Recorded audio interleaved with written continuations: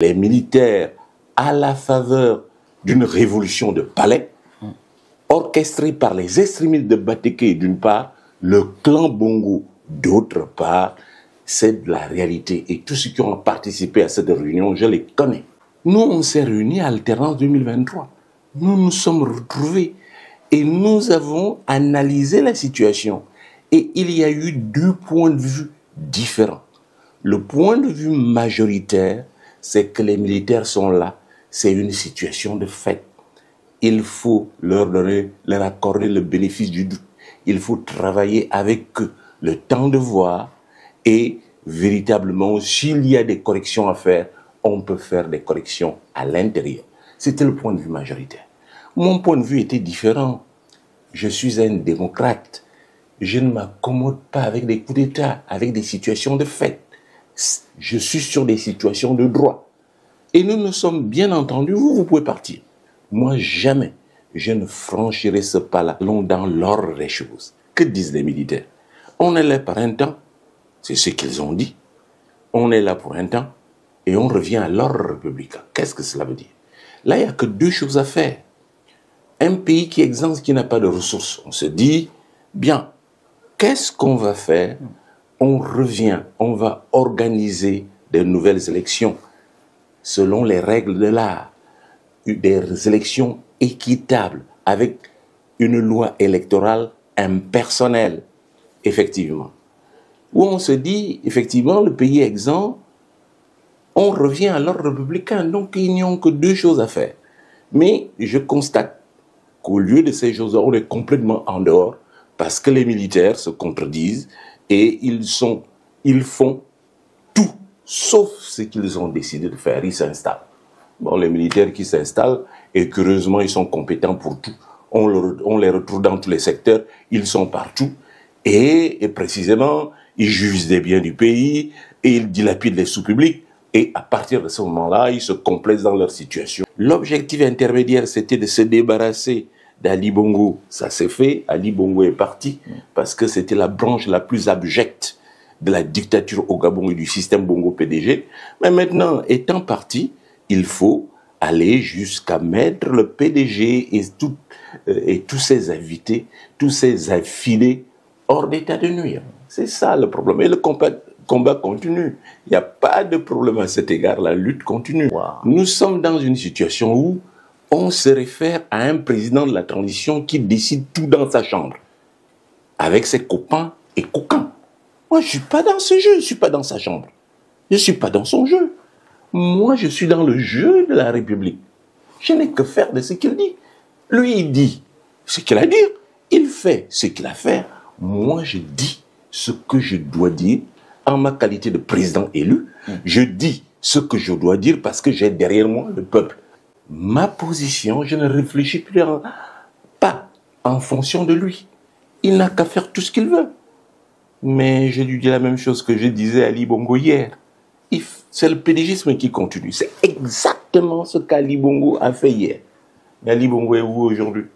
Donc qu'il fasse attention à ce qu'il fait. Sauf que il risque d'avoir le même sort qu'Ali Bongo. Qui sait de quoi demain sera fait? Moi, j'ai l'infrastructure. Lui, il a une superstructure institutionnelle. Entre l'infrastructure et la superstructure, qui commande l'autre? Il a qui derrière lui? Vous avez déjà vu une aller pendant longtemps au-delà de la volonté d'un peuple? Ce n'est pas possible. Il tape dans la choucroute, c'est tout. Qu'il vienne négocier, c'est tout ce qu'il lui reste à faire. Ben, je lui souhaite bon vent.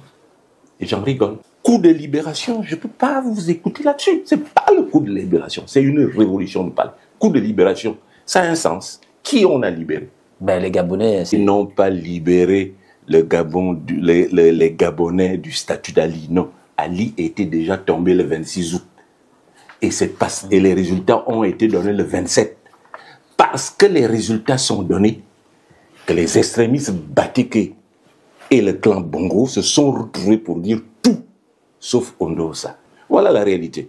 Je n'ose pas aller plus loin. Donc, il ne faut pas m'embrouiller avec le coup de libération. C'est des expressions que moi, je n'accepte pas. Il ne faut pas amener le peuple dans des choses qui n'ont pas de sens. Coup de libération. Ils ont libéré qui? Ils n'ont pas libéré. Quel Gabonais ils ont libéré? Entre la situation du 25 août et la situation actuelle, quelle est la différence? Entre une différence que c'est Ali qui est parti. Tout le clan Bongo est là. Tout le pouvoir PDG est là. Qu'est-ce qui a changé? Alors, qu'on arrête ça. Pas de coup de libération, c'est une révolution de palais où Ali était gênant pour le clan familial, le clan Bongo, où Ali était gênant pour les extrémistes Bateke qui pensent que le pouvoir leur appartient. Voilà la réalité. Le reste là, n'amenez pas ça chez moi. Alors, parce que je connais la vérité. Le pays est confisqué. Quand vous regardez, sur tous les plans, le plan sécuritaire, le plan politique, le plan économique, le plan social, c'est une confiscation de pouvoir. Si nous prenons le plan sécuritaire, c'est ceux qui défendaient Ali Bongo hier, qui allaient tuer ceux qui étaient contre Ali Bongo, c'est les mêmes qui sont en poste. Maintenant, un bilan à faire. Mais le bilan est nul. L'objet d'une transition, c'est faire passer un pays d'une situation de dictature à une situation de démocratie. Voilà l'objet de la transition. Et la transition n'est pas née au Gabon. Elle s'est passée dans plusieurs autres pays. C'est un zéro pointé par rapport à l'objectif de la transition. Donc, on n'est pas en train de passer d'un système de dictature à un système de démocratie. Loin s'en faut. Bien au contraire, il y a confiscation du pouvoir. Pourquoi je le dis? Si nous prenons les différents points, politiques, sécuritaires, économiques, sociaux, si je passe en revue tout cela, on va se rendre compte que, sur le plan politique, ce sont toujours les mêmes qui sont là. Est-ce que, véritablement, le pouvoir politique a été changé? Non. Les PDG sont là partout. Le CTRI est partout, c'est le PDG BIST, ils sont partout. Et ce qui vient de se passer avec la réunion du PDG et le soutien, c'est exactement les mêmes choses. Aussi bien, quand on regarde effectivement les discours, quand on écoute les discours et qu'on regarde les faits, on se rend compte que rien n'a changé. C'est toujours la même chose au plan politique. C'est le PDG, c'est la suprématie du PDG. Maintenant, au plan sécuritaire, c'est ceux qui gardaient Ali Bongo hier, qui gardaient Bongo hier, qui sont autour de lui même aujourd'hui, c'est les mêmes. Ça a changé quelque chose? Ça a changé? Non, c'est toujours les mêmes. Au plan économique, hier, Delta Synergie dominait toutes les sphères de l'économie gabonaise. Aujourd'hui, Delta Synergie continue à pomper et à ruiner l'économie gabonaise. Plan social, c'est toujours les mêmes situations hier. Quelle situation du Gabonais s'est améliorée depuis un an? Ils sont là depuis un an. Il faut un an pour payer les rappels. Alors, j'entends dire, oui, c'est pas le CTRI, c'est Ali. Le CTRI a fait en un an ce qu'Ali n'a pas fait en 14 ans. Je vais donner des chiffres. En 2022, on était à 52% du PIB. Après 2021, où on a attiré l'attention parce qu'on a produit les 70, Ali a pris des mesures correctives. Et en 1922, on était à 52%. 2023, nous étions à 54%. Depuis qu'Oligui est là, nous sommes à 73%. Oligui a fait en moins de 12 mois ce qu'Ali Bongo n'a pas fait en 14 ans. La situation va devenir de plus en plus difficile. On a un taux de chômage des jeunes. Quand j'ai fait les derniers calculs, on était à peu près à 40%. 40%. Eh bien, on va dépasser les 55% bientôt, en un an. Donc, véritablement, la situation va être encore plus catastrophique. Et on s'endette pour quoi faire? Nous, on s'endette pour faire le PDG, oye, soutien. C'est pour faire quoi? Pour faire les tournées à l'intérieur du pays, pour se pavaner. C'est ça l'endettement. Et on laisse de côté, effectivement, ce pourquoi on est là. Il y a quoi pour l'endettement? Vous avez dit? Il y a quand même, on va dire, en termes d'infrastructure, bien évidemment, on voit les constructions quand même. Quelle construction? Notamment avec quelle construction? Il n'y a eu aucune construction nouvelle. La majorité des choses ont été faites soit sous Bongo Père, nouées soit sous Bongo Père, soit sous Ali. Le CDRI a de l'argent. Le CDRI, je vous rappelle, c'est une institution qui est illégale. Ça existe quelque part dans notre constitution ou bien dans... Ça existe, le CDRI. Il existe également où? C'est quoi le CDRI? C'est quoi ce machin? Le CDRI n'est pas légalement constitué. Ça n'existe pas. Parlons précisément du cas d'Assala Énergie. Bien. Le Gabon doit payer 800 milliards. 800, l'équivalent de 1,3 million de dollars. Pour acquérir le capital d'Assala Énergie. Où est-ce que le Gabon a trouvé l'argent? On s'est servi d'un trader suisse, Gunvor, qui fait partie des sociétés qui font le trading pétrolier international. Ce n'est pas des enfants de cœur. Et ces sociétés-là ne vont jamais dans des choses de manière furtive. Non, ils y ont intérêt. Donc, vous demandez à une société de vous prêter de l'argent parce que vous n'en avez pas. Et vous demandez qu'il y ait une interface, la société Gunvor.